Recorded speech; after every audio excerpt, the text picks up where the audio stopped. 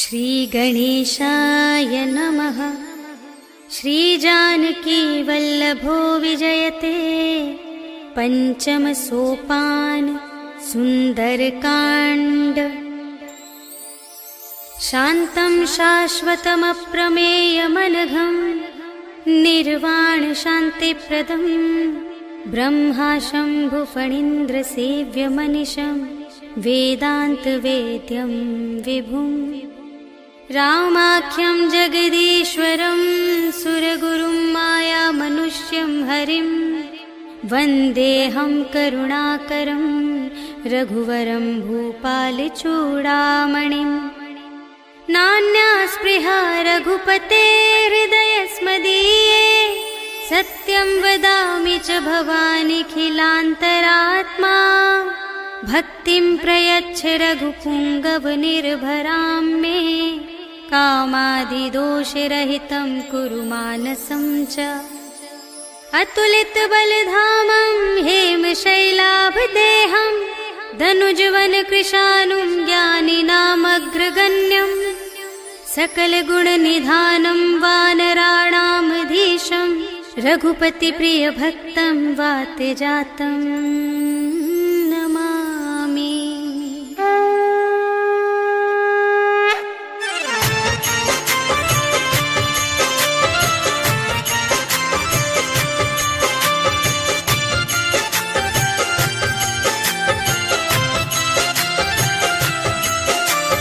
जामवंत के वचन सुहाए सुनि हनुमंत हृदय अति भाए।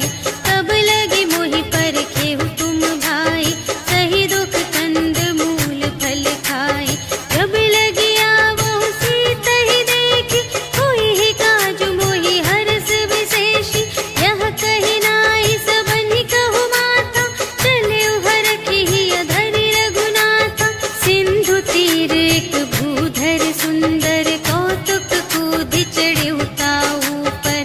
बार बार रघुवीर संभारी करके पवन तनय बल भारी। जेहि गिरि चरण देहि हनुमंता चले सुगा पाताल तुरंता। हिमि अमोघ रघुपति कर बाना एहि भांति चले हनुमाना। जल निधि रघुपति दूत बिचारी तैं नाक होहि श्रमहारी। हनुमान तेहि परसा कर पुनि कीन्ह प्रणाम। राम काज कीन्हे बिनु मोहि कहाँ विश्राम। सियावर राम जय जय राम मेरे प्रभु राम जय जय राम। जात पवन सुत देवन देखा जाने कहूँ बल बुद्धि विशेषा।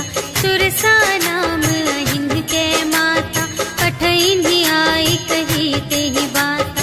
आज सुरन मोहि दीन आहारा सुनत बचन कह पवन कुमारा। राम काज करि फिर मैं आवो सीता कई सुधि प्रभु ही सुनावो। तब तब बदन बैठी हूँ आई सत्य कहूँ मोहि जान दे माई। कवने हूँ जतन देहि नहीं जाना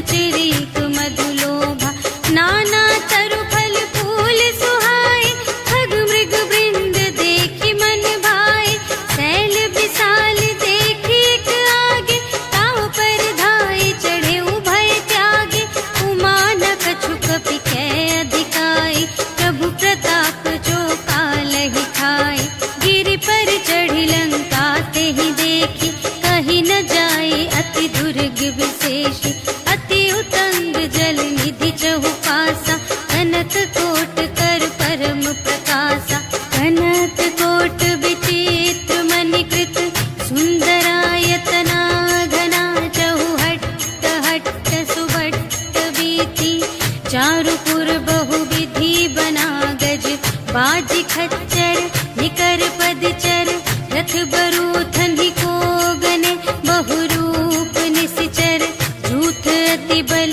सेन बरनत नहीं बने बन बाग उपवन वाटिका सर कूप बापी सोहही नर नाग सुर गंधर्व कन्या रूप मुनि मन मोहही कहूँ माल देह विशाल शैल समान अति बल गर्जही नाना खारिन भिरहि बहुविधि एक एकन तर जही करे जतन भट कोटिन विकट तन नगर चहु दिसि रचही कहूँ महिष मानुष धेनु खर अज खल निसाचर भक्षही यही लागी तुलसी दास इनकी कथा कछुएक है कही रघुवीर सर तीरथ शरीरनि त्यागी गति पै हहि सही उर रखवारे देखि बहु कपि मन कीन विचार अति लघु रूप धरो निसी नगर करो पैसार सियावर राम जय जय राम मेरे प्रभु राम जय जय राम मसक समान रूप कपि धरी लंक ही चले सुमिर नर हरि नाम लंकिनी एक निश्चरी सो कह चल सी मोहि निंदरी जाने ही नहीं मरम सठ मोरा पूर आहार जहाँ लगे चोरा मुठिका एक महाकपि हनि रुधिर बमत धरनी ढन मनी पुनि संभारी उठी सोलंका जोरी पानी कर विनय सशंका जब रावण ही ब्रह्म बर दीन्हा चलत बिरंचि कहा मोहि चीन्हा विकल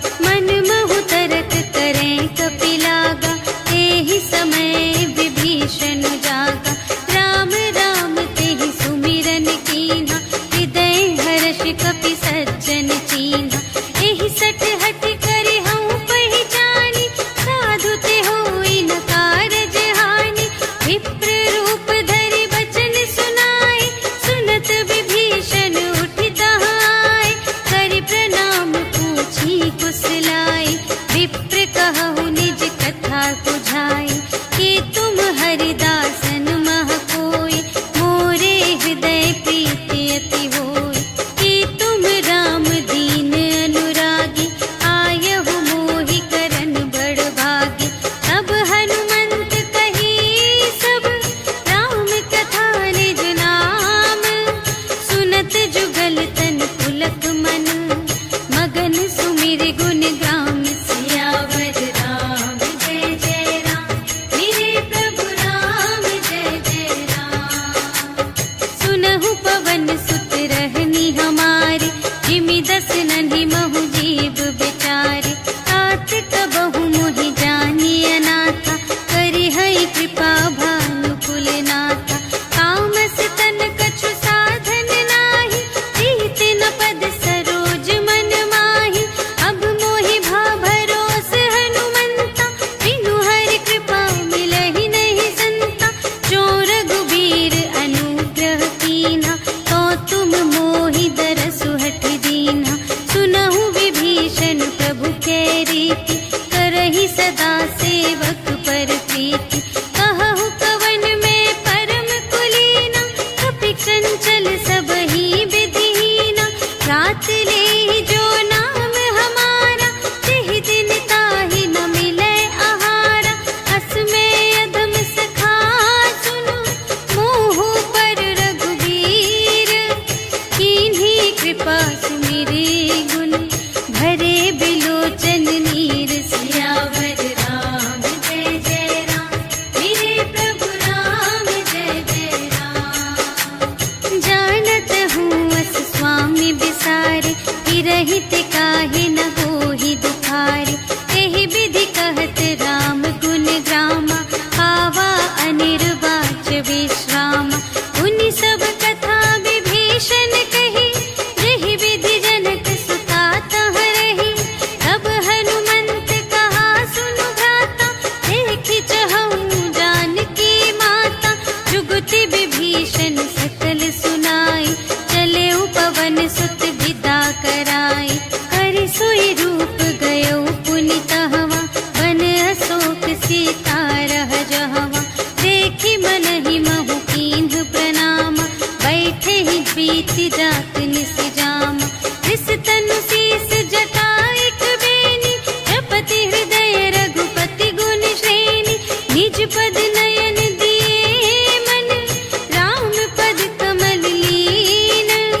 परम दुखी भा पवन सुत, देखि जानकी दीन। सियावर राम जय जय राम, मेरे प्रभु राम जय जय राम।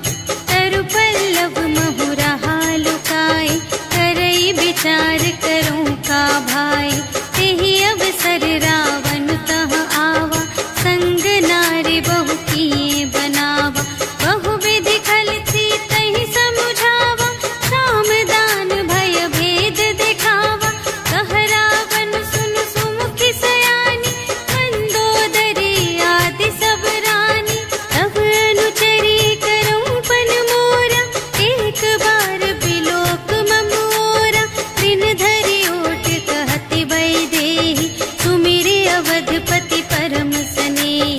सुनु दस मुख खद्योत प्रकाशा, कबहु कि नलिनी करई विकासा। अस मन समुझु कहते जानकी, खल सुध नहीं रघुबीर बानिकी।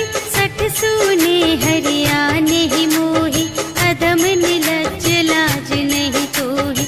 आपु ही सुनि खद्योत सम, राम ही भानु समान। परुष बचन सुनि काढ़ी असी, बोला अति खिसियान। सियावर राम जय जय राम, मेरे प्रभु राम जय जय राम। सीता ते मम कृत अपमाना, कटिहउँ तव सिर कठिन कृपाना। नाही त सपदि मानु मम बानी, सुमुखी होती नत जीवन हानि। श्याम सरोज दाम सम सुंदर, प्रभु भुज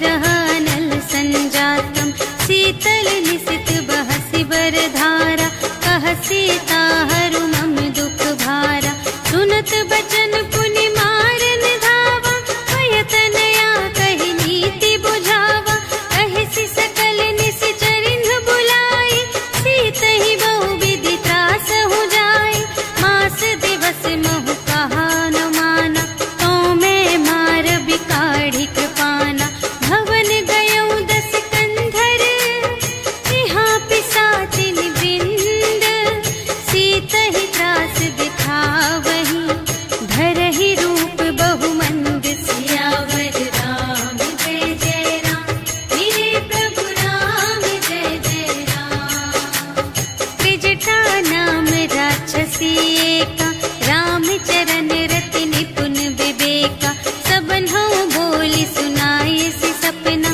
सीतहि सेई करहु हित अपना सपने बानर लंका जारी जातु धान सेना सब मारी हर आरूढ़ नगन दस सीसा मुंडित सिर खंडित भुज बीसा एहि विधि सो दक्षिण दिस जाई लंका मनहु विभीषण पाई नगर फिरी रघुवीर दोहाई तब प्रभु सीता बोली पठाई यह सपना मैं कहूँ पुकारी होई ही सत्य गए दिन चारि तासु बचन सुनिते सब डरी जनक सुता के चरणन ही परी जहाँ तहाँ गई सकल तब सीता कर मन सोच मास दिवस बीते मोहि मारि ही निशिचर पोच सियावर राम जय जय राम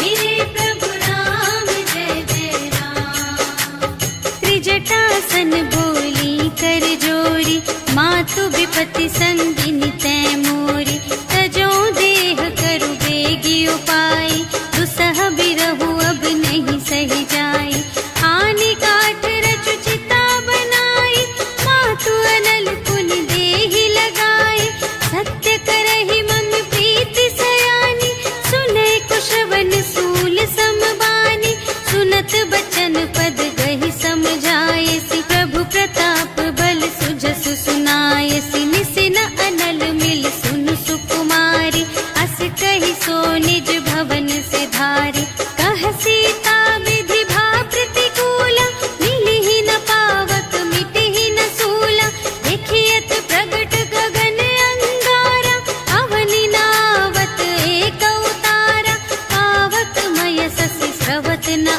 आगे मानहु मोहि जाने हथ भागी सुनहि विनय मम विटप अशोका सत्य नाम करु हरु मम शोका नूतन किसिलय अनल समाना देहि अग्नि जन करहि निदाना देखि परम बिरहा कुल सीता सोछन कपिहि कलप समबीता कपि करि हृदय विचार दीन्हि मुद्रिका डार तब जन अशोक अंगार दीन हर्षि उठी कर गहे सियावर राम जय जय राम मेरे प्रभु राम जय जय राम तब देखी मुद्रिका मनोहर राम नाम अंकित अति सुंदर चकित चितव मुद्री पहचानी हर्ष विषाद हृदय अकुलानी जीत को सकई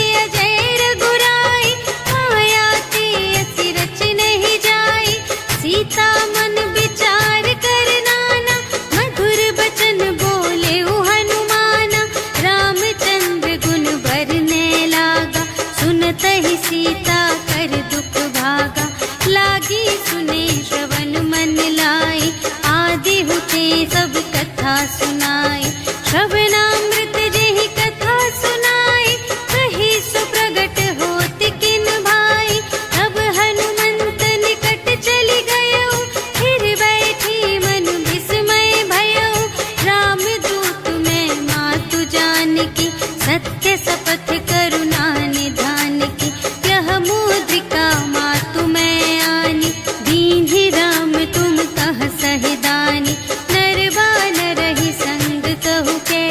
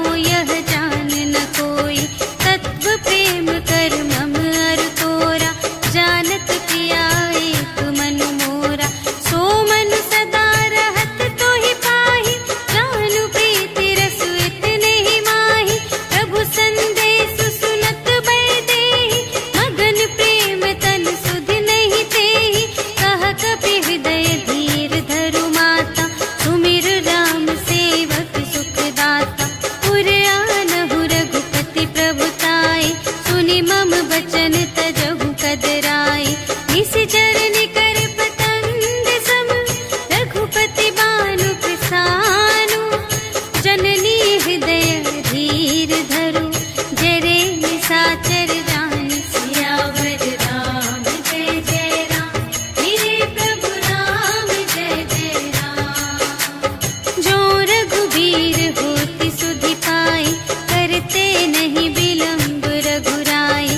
राम बान रबिउए जानकी तम बरूथ कह जातु धानकी।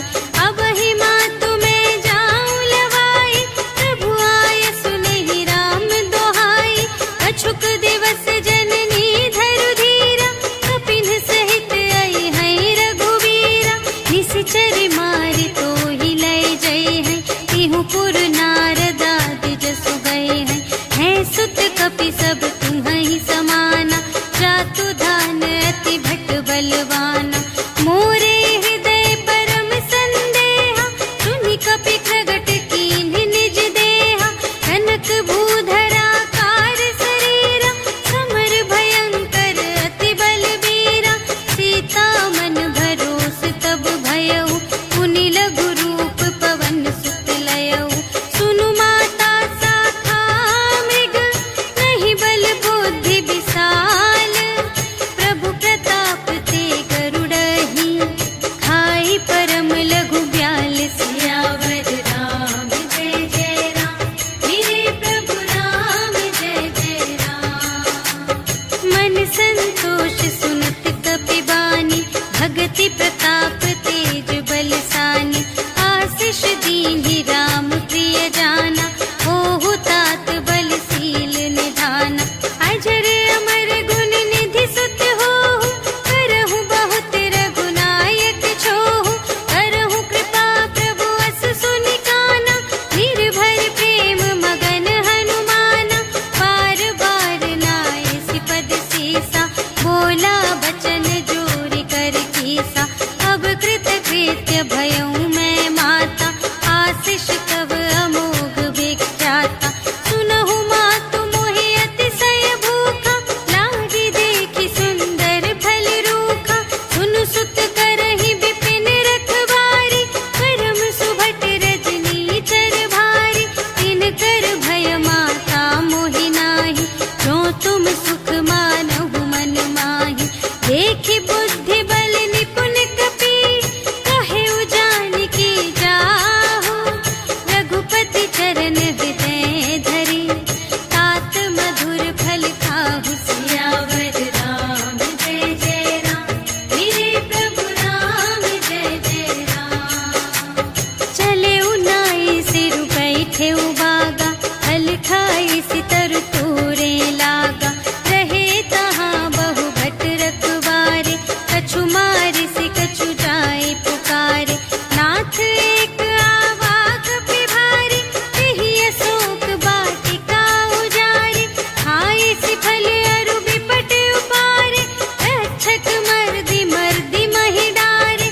सुनि रावण पठए भट नाना तिन्हइ देखि गरजेउ हनुमाना। सब रजनी चर कपि संघारे गए पुकारत कछु अधुमारे। उनि पठयउ तेहि अच्छा कुमारा चला संग लय सुभट अपारा। आवत देखि बिटप गहि तरजा ताहि निपाति महाधुनि गरजा। कछु मारे से कछु मरदसी कछु मिलियसि धरि धूरे। कछु पुनि जाई पुकारे प्रभु मरकट बल भूरि